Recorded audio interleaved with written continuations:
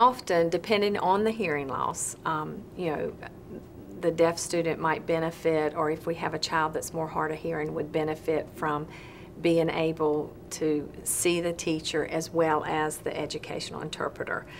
So, you know, we have to help them learn, you know, not to turn around and write on the board and talk at the same time.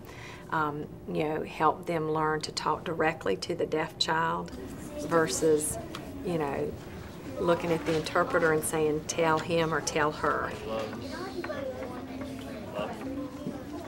Generally speaking, a deaf child needs to be near the front, but not so near that the child can't turn around and see what's going on behind them. It's important for a deaf student to know what's going on around them in the classroom, because many times there's a little lag time. Let's say the teacher calls on another student to answer, and by the time a deaf student has attended to what that other student has said, the answer is gone in the air, whether it's through audition or through signs. So, and think about how we learn a lot of information as hearing people through context, through overhearing other people say things. So a deaf student can miss that. So many times it'd be very helpful if a regular classroom teacher could reiterate what the other student has said. That gives the deaf student a little more processing time to understand what the content of the answer was. Go before school starts and see how the classroom is set up, and talk to the teacher about where would be the best place for the deaf child to sit, and, you know, the interpreter. And then look at that and, okay, now if you go and read a story, where do we need the interpreter to be and the deaf child? You know, so a lot of it's educating. And we do that. The interpreter helps out with that role as well as myself, you know. So I'm a firm believer in, you know, it has to be a team effort. Dixon, can you see this right here? I can. Go over it one more time. Again, with yellow. With yellow. Again. Think about the acoustics in the classroom. Many times teachers use tennis balls on the bottom of chairs, because if you've ever listened through a hearing aid to something scraping, it's almost like scraping your nails against a blackboard, and that's very uncomfortable. I think there are some things in general that would lead to a deaf student's success in a regular classroom, but there are some modifications in the instructional procedures that can contribute to a deaf child's success. Manipulative objects, using a lot of real objects. That can be very helpful, because then that helps the deaf child transfer the information from real life experiences to the classroom and help make those connections. So really what you're trying to do is to help the child make connections between this academic content that they already know, to the new information, and to experiences in their real life.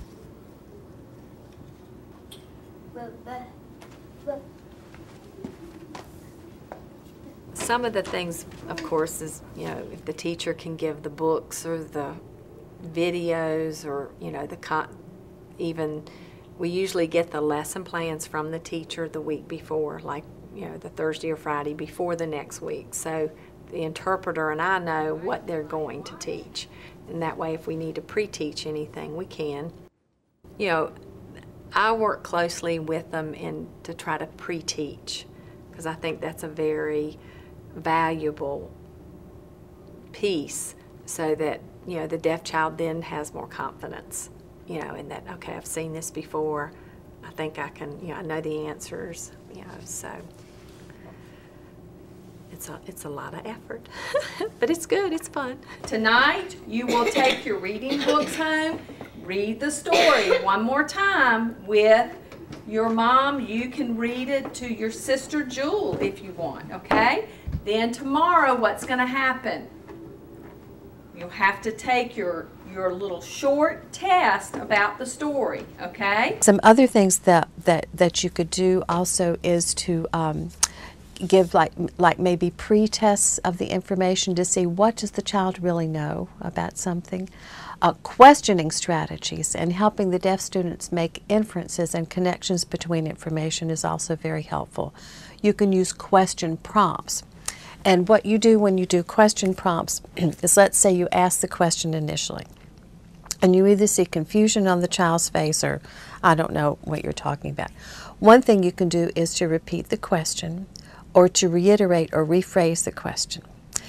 Then if you're still not getting any response, you could use, like maybe use a picture prompt or a picture clue to give the child some additional context. If that doesn't work, you could almost use what's, say, an elliptical sentence, or give the child some choices and let the child make a choice of one of the possibilities there. That's what you're doing, and that you're helping frame the information for the student to help them put the contextual clues in there.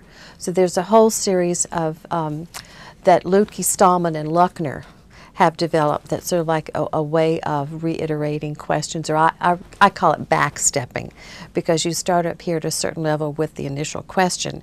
Then if that's not successful, there's certain steps you can take to get the child to answer correctly. But once you get the correct answer, then you need to go back and put it in context. Okay, but why do you think it's hard to take care of a baby bird? Do you think hard or easy? Hard. Why? Why? What for? It's a lot of work. What else, Ryan? Tell me another idea. Why is it hard? What for? Hard to take care of a baby bird.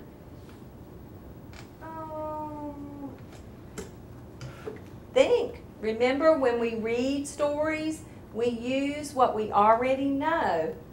I know. Baby birds live inside houses or outside with the trees? Inside.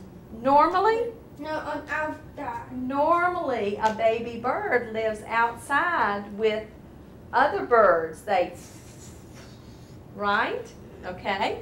So it's this sort of subtle dialogue between the student and the teacher that's, you're constantly repeating the information, but it's not like you're sitting there, you know, just sort of rote repetition.